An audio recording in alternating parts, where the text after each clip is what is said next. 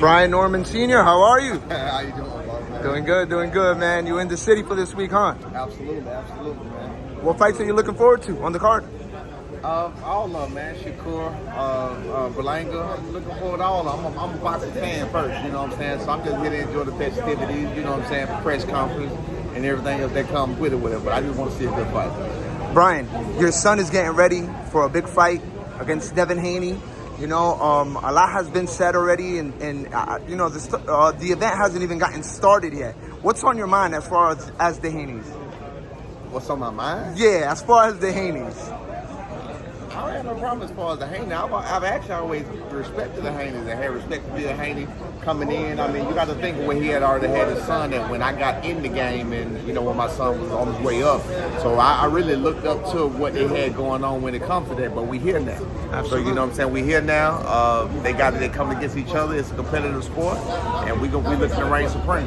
Did it catch you kind of off a surprise that Bill Haney, you know, the way he approached you guys for this fight? It didn't go like that. So it didn't surprise me at all. It didn't go the way that people are perceiving it to go. He didn't call us out like that. No. Got you. Senior, you know, Devin Haney had a lot of issues with Ryan Garcia because of that left hook.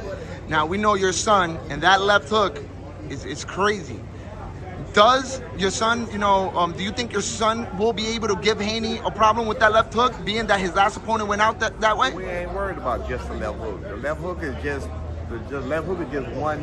one part of boxing. So I mean, we're not out there looking for a left hook. We're not out there focusing on landing a left hook. I promise you, that's not gonna be in the camp where we look at, hey man, you got to get a hold of that left hook. No, we're practicing for the best. We're training for the best Devin Haney.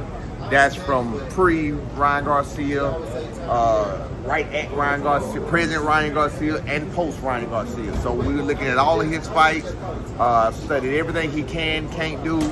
I've seen him, you know, at his best. I've seen him at his worst, and we're gonna be ready for the best him here, because in my book and in my mind, the best him don't have a counter to the best Brian Norman Jr.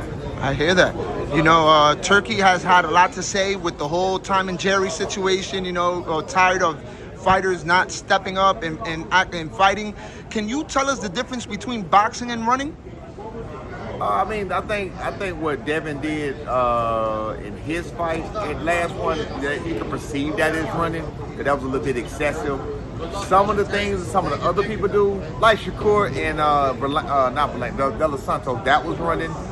But some of the things that other people do, I don't consider that running. I mean, boxing is boxing. I mean, you do have some type of excessive movements or whatever else, but it's not even a thin line. It's really a thick ass line. It's just, you know, running is running and boxing is boxing. Absolutely. You know, Haney was criticized a lot for his last fight with Ramirez. You know, they considered it a lot of running, not boxing at all. You know, is that something that you and your son are looking to just end in the ring that day?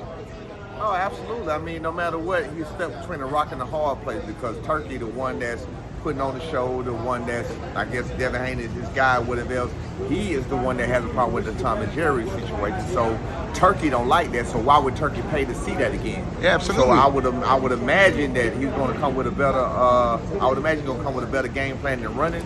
You know what I mean? Whatever that game plan is, I would imagine he's going to come with a better game plan than running, because he already see that Turki don't like that. The fans don't like that. He got a lot of criticism for that or whatever else, and it won't work anyway.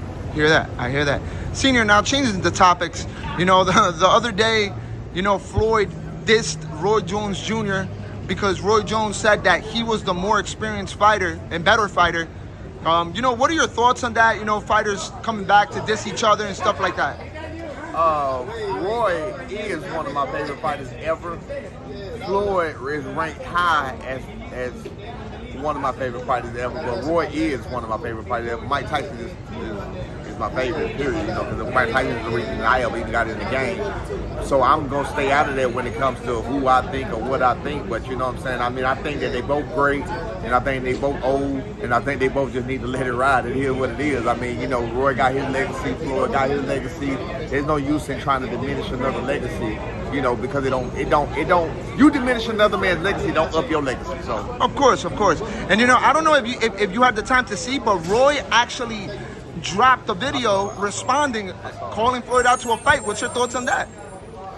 I mean, anything for me, anything for boxing is good. Anything for boxing, anything that brings eyes to boxing, anything that brings light to boxing, anything that brings shine to boxing is good to me. You know what I'm saying? Good for me and to me. So I mean, I don't have a problem with that. You know what I'm saying? Nice little friendly little squabble, little friendly scrap. That's how you supposed to sell it in the ring. They fighters, though. I ain't got no problem. That's a fact. That's a fact.